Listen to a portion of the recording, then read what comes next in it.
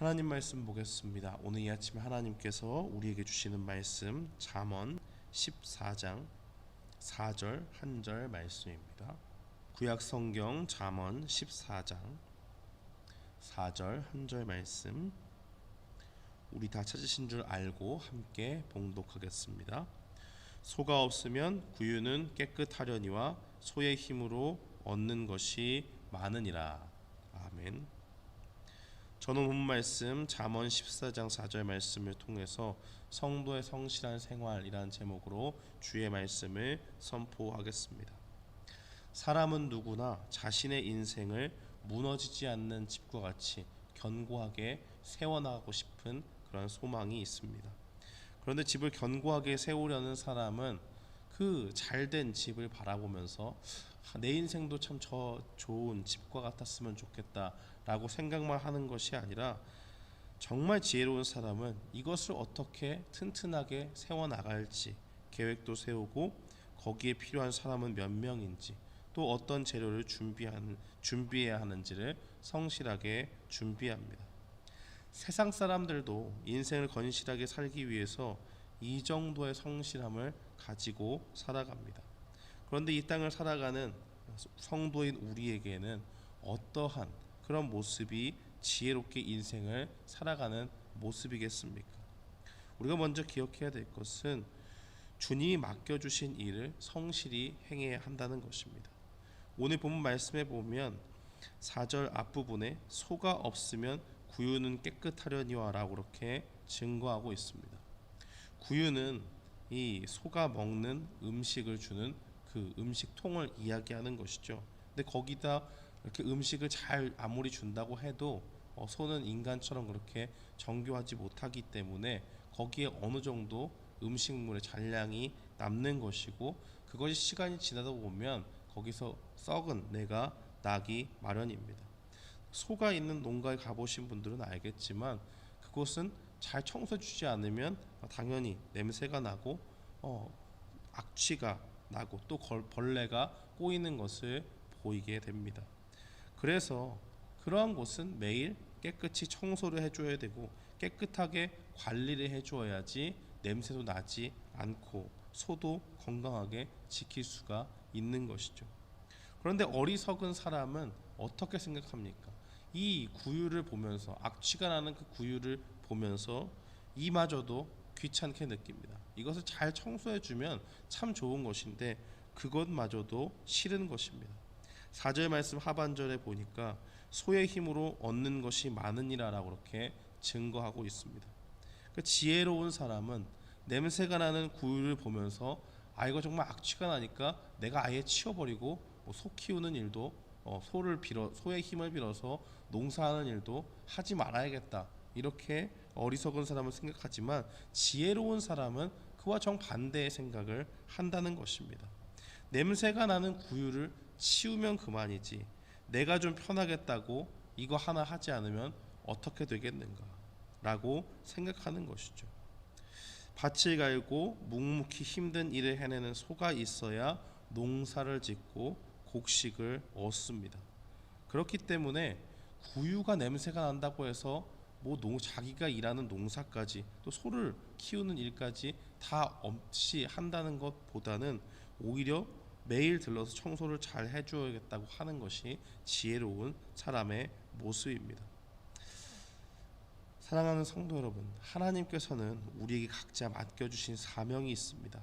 우리는 때때로 그 사명을 따라 살 때 난관에 부딪히기도 하고 어려움을 겪기도 합니다.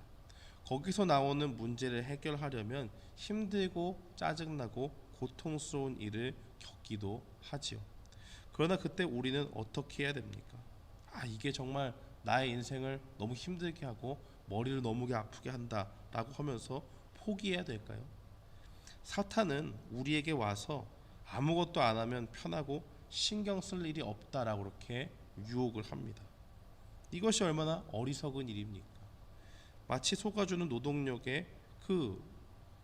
노동력으로 인한 그 유익은 생각하지 않고 소의 먹이를 주는 구유가 냄새가 난다는 이유로 모든 것을 다 하지 않겠다라고 하는 어리석은 것과 마찬가지입니다. 우리는 때때로 주의 일을 할 때도 이와 같은 일을 경험할 수가 있습니다. 교회 안에서 열심을 내어서 섬기다 보면 주변에서 칭찬하는 사람도 많지만 그렇지 않고 시기하고 질투하고 또 수군대면서 말을 만들어내는 그러한 일도 우리는 경험하게 됩니다. 그럴 때 우리는 그 유언비어와 또 시기의 대상자가 되고 하면 하나님의 일을 열심히 하다가도 그만 손을 놓게 되고 그 가운데서 낙심에 빠져버릴 수 있습니다. 다 그만두면 속 편하니까 이제까지는 열심히 해왔지만은 이제 더는 못하겠다라고 하면서 손을 놓아 버리는 것이죠.